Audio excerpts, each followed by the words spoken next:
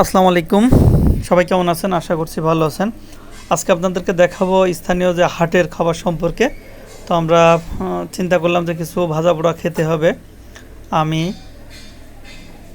আকাশ এবং রাজু তিনজন মিলে চলে গেলাম যে আজকে হাট কোথায় আছে এবং কোথায় খাওয়া যায়। তো হাসান ভাইয়ের সাথে একটু দেখা করার দরকার ছিল।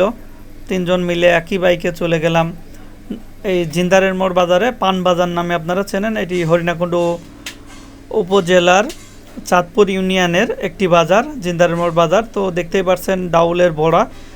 এখানে নাকি ডাউলের বড়া খুব সুনাম আছে, সবাই খুব খায়, পর্যাপ্ত পরিমাণ লোক হয়, সিরিয়াল দিয়ে খাতে হয়।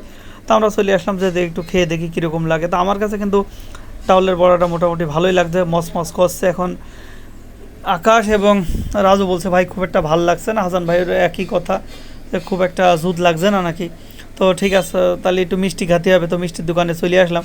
মিষ্টির দোকানে এসে একই অবস্থা, ভালো মিষ্টি পেলাম না। রুটি আর রসগোল্লা খাবো সেটাও পেলাম না। তো কী করবো, ছোটো ছোটো মিষ্টি গুনিয়ে কয়টা নিলাম, এক পোয়া মতন নিয়ে খেয়ে সেও তো না পারক অবস্থা।